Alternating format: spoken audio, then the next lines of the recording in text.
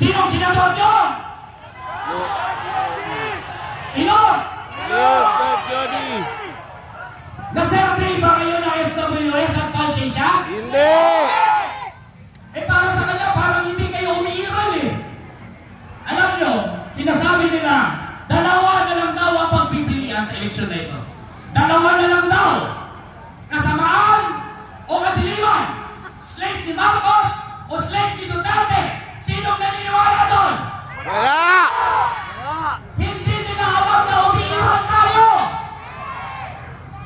Kaya ngayon, pinapakita natin at sinasabi sa kanila, hoy! Umiiral kami! Kami ang masang Pilipino at ayaw na namin sa dinastiya, ayaw namin sa kasamaan at kadiliman, ayaw namin kay Marcos at kay Duterte! Yes! Yeah! 90% ayon sa SWS noong March 2025, 90% ng mga botanteng Pilipino ang nagsabi na bobotohin nila ang mga kandidatong tumitindig sa karapatan ng manggagawa.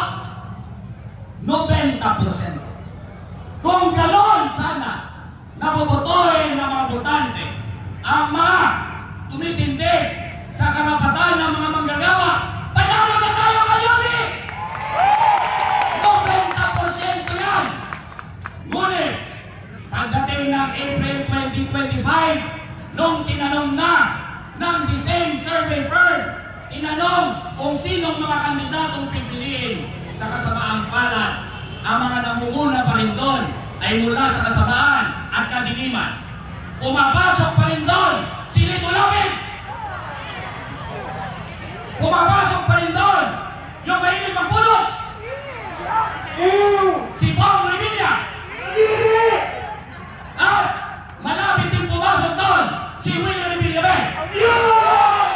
At yung pinaka-paborito, pinaka-paborito ng mga maralita, pumapasok doon si Camille Villar. Ayun na kami doon! Hindi ko alam kung paano